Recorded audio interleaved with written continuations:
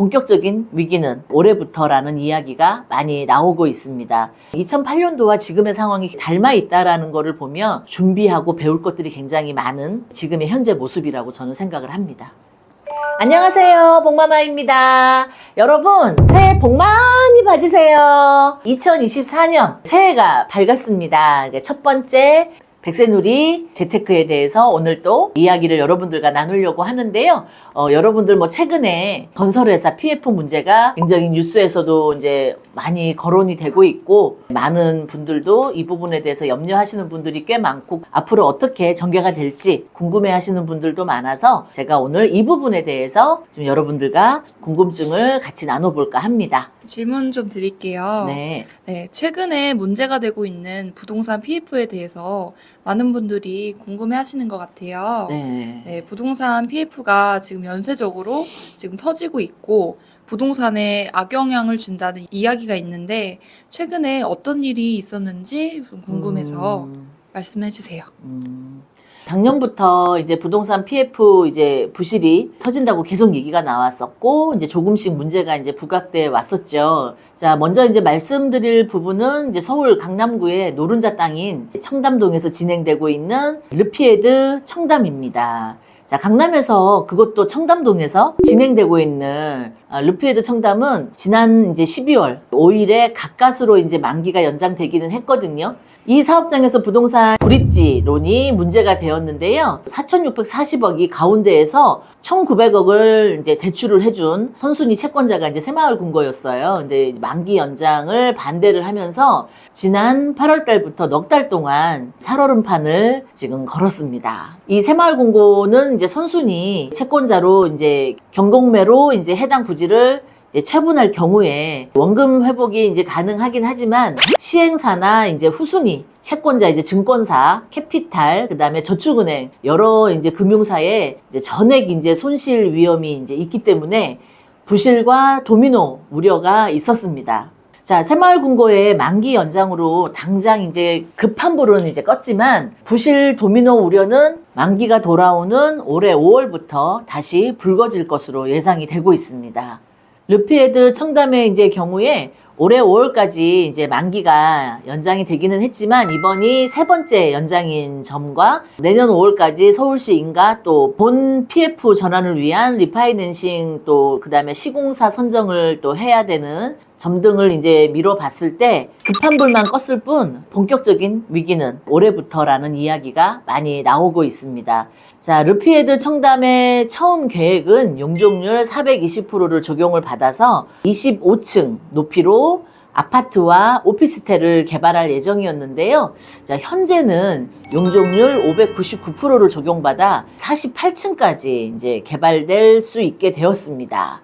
이제 하지만 펜트하우스 분양가 300억 원, 25층 이상 고급 주택 분양가 100억에 육박하는 수요가 있을지 의문이 이제 상당수 제기가 되고 있습니다. 당장 금리 인상과 경기 침체 등으로 부동산 시장이 얼어붙은 상황에서 수요가 있을지 여부도 미지수인데, 부동산 경기가 회복되지 못하면 본 PF 전환도 어렵다는 관측이 여럿이 나오고 있는데요. 만약 금리가 빨리 하락하지 않거나 사업이 지지부진한다면 경공매로 넘어가서 후순위 채권자들이 크게 손해를 보는 상황이 벌어질 수도 있습니다.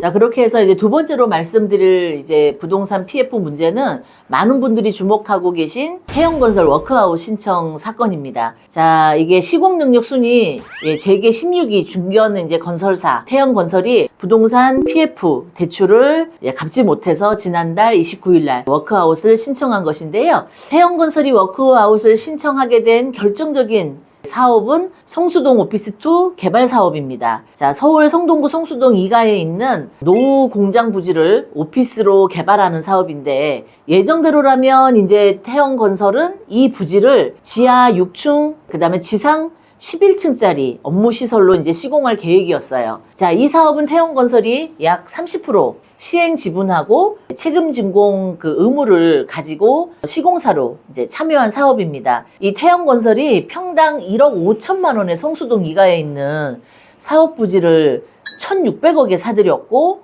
이 과정에서 세 차례에 걸쳐 PF 브릿지론을 480억 원을 토지비로 이제 조달을 했습니다. 현재 대출 잔액은 432억 원으로 알려져 있는데요. 이 중에 400억 원에 관한 최종 상환일이 태영건설이 워크아웃을 신청한 지난달 28일이었습니다. 태영건설은 이 사업의 시공권을 이제 갖는 조건으로 480억 원의 이제 PF 보증을 쳤습니다. 태영건설은 오피스를 지어서 분양한 후에 이제 PF를 이제 갚아야 했지만은 계속되는 이제 금리 인상, 그다음에 공사비 상승, 이제 이런 여러 가지 사업 시작하고 1년 6개월 이후에도 착공 계획조차 잡지 못한 상태에 놓여 있었습니다. 그래서 계속되고 있는 지금 고금리 상황으로 인한 시장의 유동성이 이제 축소가 되고 있고, 이제 서울 오피스 매물들이 늘어나고 있고, 그래서 수요가 얼어붙은 상태입니다. 태영건설의 이 채무는 지난해부터 사실 크게 늘어나기 시작을 해서 자기 자본 대비 채무 비율이 3.7배로 과중한 상태라는 것이 업계의 이제 중론입니다. 태영건설은 주채권은행인 산업은행에 이미 계열사를 매각을 하고 자산이라든지 또 지분 담보 이런 것들을 제공하고 대책을 마련했지만, 산업은행은 올해 1월 11일 채권자 협의회에서 워크아웃 개시를 위한 결의 절차를 진행합니다. 여기서 이제 채권단 75% 이상이 동의하면서 워크아웃이 개시될 수밖에 없는 상황이 만들어진 거죠. 부동산 PF가 올해 크게 문제될 것이라고 말씀을 해주셨는데요. 저를 포함해서 부동산 PF 단계가 이제 복잡하기도 하고 이해하기 어려운 분들이 많으실 것 같아요. 그래서 쉽게 설명을 좀 해주시면 감사하겠습니다. 맞아요. 이게 뭐 뉴스에서 많이 들어보시니까 친숙하기는 한데, PF라는 말을 우리가 뭐 평상시에는 잘 들어보지 못했던 말이었어요. 그런데 작년 말부터 이제 부동산 하락기가 접하면서 PF에 대한 얘기가 많이 쏟아지면서 이제 궁금하신 분들도 많으실 텐데요. 이제 먼저 이제 건물을 지으려면 우리가 땅이 있어야 되겠죠. 부지를 매입하는 계약에서 이제 토지 계약금을 한 10% 이상 내야 하는데, 예를 들어서 1,000억짜리 땅을 사는 경우에는 100억 정도의 자기 자본이 있어야 되잖아요. 10% 계약금을 내야 되니까. 그런데 이러한 토지 계약금의 10%도 없어서 작은 소형 이제 증권사나 저축은행 등에서 대출을 받아서 이제 계약금을 내는 경우도 종종 많이 일어나고 있습니다. 이제 이후에 토지에 대한 이제 잔금과 건축 허가 및 또 사업 승인을 위해서 또 필요한 자금을 브릿지론을 통해서 마련을 하게 되죠. 그래서 현재 부동산 PF 이제 중에서도 문제가 되고 있는 부분이 바로 이 브릿지론입니다. 그 브릿지론은 대출 금리가 높은 단기 대출이고, 대출 잔금 및 땅을 사는 과정에서 발생하는 이자, 또 비용, 이제 사업비를 감안해서 이제 실행이 되고 있거든요. 그래서 브릿지론으로 마련한 자금은 일시적인 것으로 이제 토지 매입 기간이 너무 길어지면 구제할 수 없는 상황이 될 수밖에 없는 상황이 되는 거죠.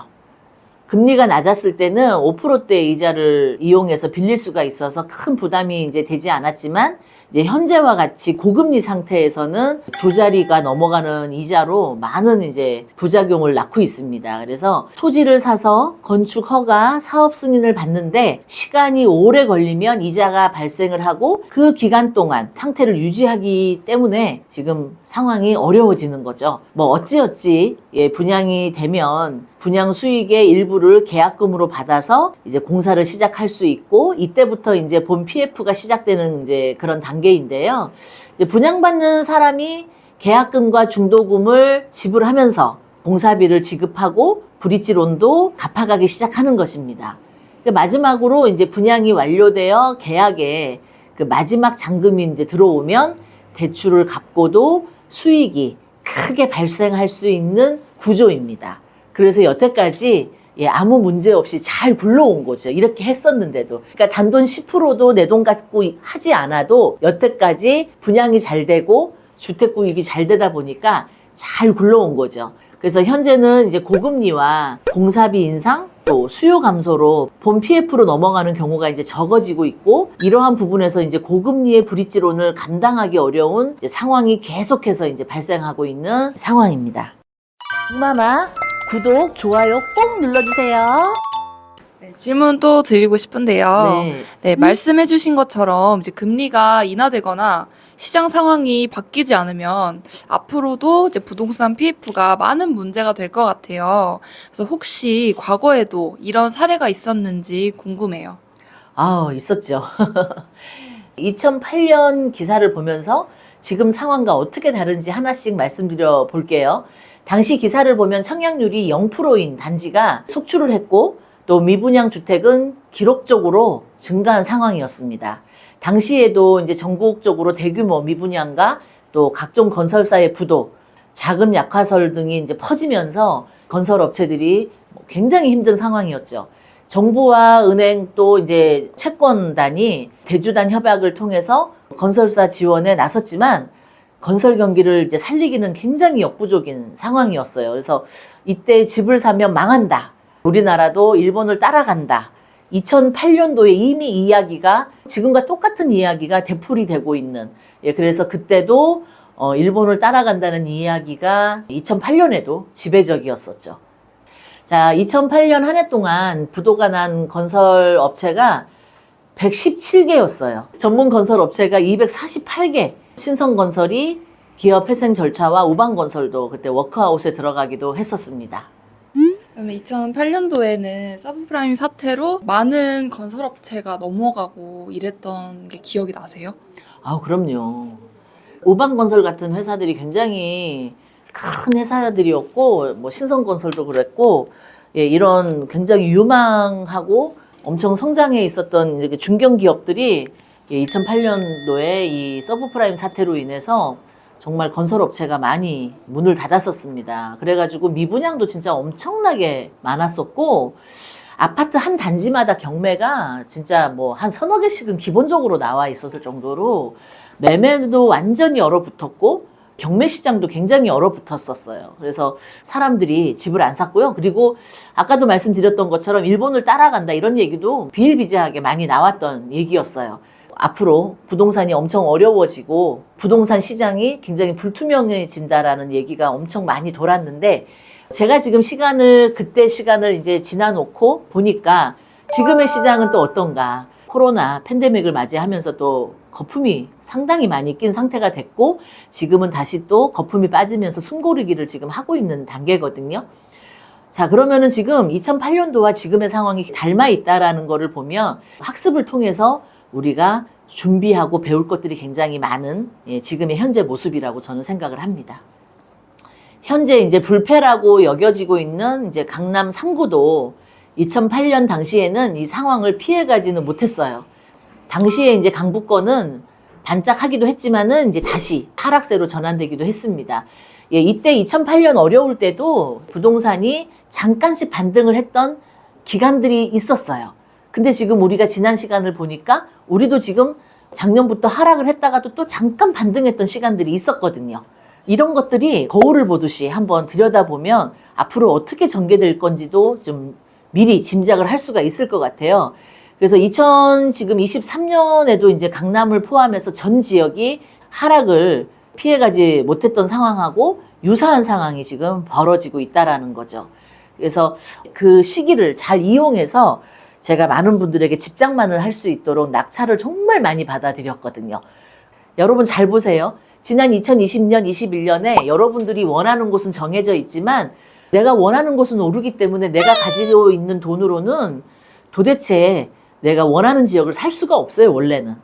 근데 지금 2008년도처럼 또 지금의 모습처럼 이렇게 부동산 하락기가 되면 부동산 가격이 하락을 하면서 내가 원하는 곳에 시세보다 저렴하게 예전에는 못 샀던 것을 살 수가 있는 기회가 온다는 거죠. 이 동네가 비싸면은 조금 저렴한 동네로 가면 되긴 하지만 내가 원하는 동네를 예전에는 못 샀단 말이에요. 근데 이제는 내가 원하는 동네를 약간 현실화할 수 있는 이런 상황에 놓여 있는 거죠. 그래서 여러분들이 이런 기회를 잘 잡으시면 내 집 장만도 할 수 있고 여러 가지 여러분들한테 좋은 기회가 올 것 같다는 생각이 듭니다. 2008년 당시에도 이제 강남 3구를 제외한 전국의 투기 지역과 또 투기 과열 지구가 모두 해제되는 일이 있었어요. 정부가 어려우니까 부동산이 안 팔리니까 모든 걸 해지했는데 우리 지난 한 해도 여러분 돌아보시면 2023년도에도 이제 정부에서는 이제 강남 상구와 또 용산구를 제외한 서울의 전 지역의 투기과열지구 해제를 발표하기도 했었죠.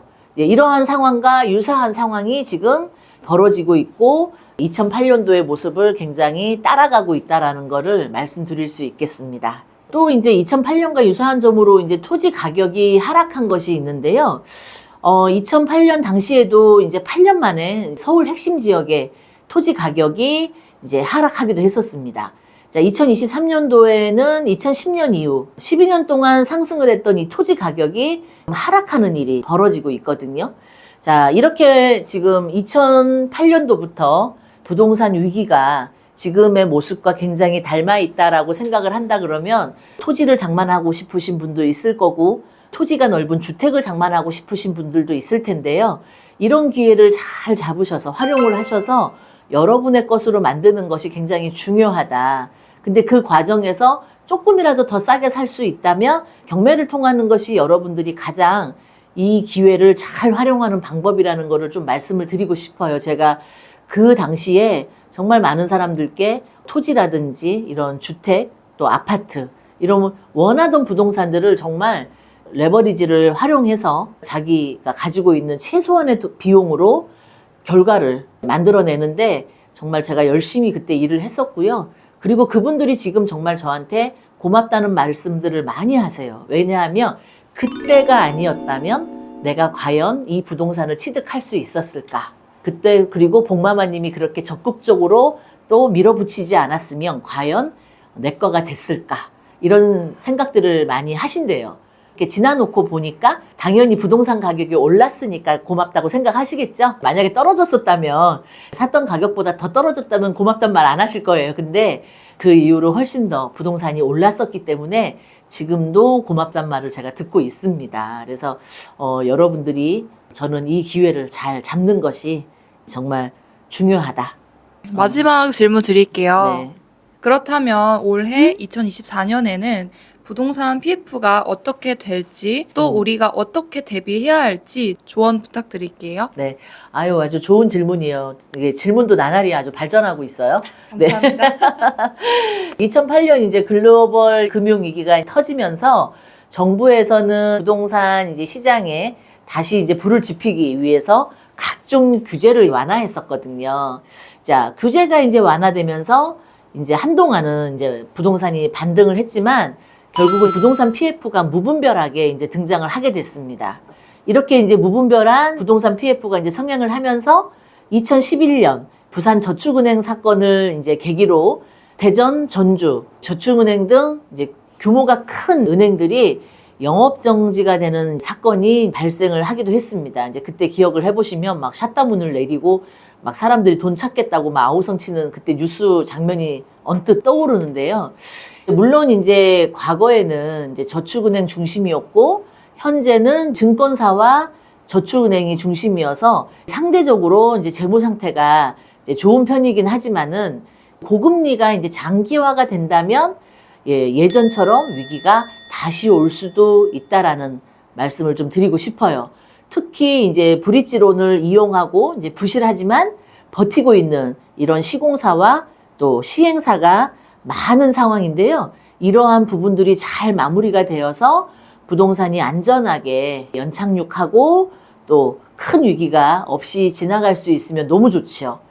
근데 현재 이제 내 집 마련이 꼭 필요한 분들도 이러한 점을 유념해서 투자를 하시면 좋겠고 또 투자 목적으로 부동산을 하시는 분들이라면 조금 더 사태를 관망하시는 게 좋지 않을까 싶습니다.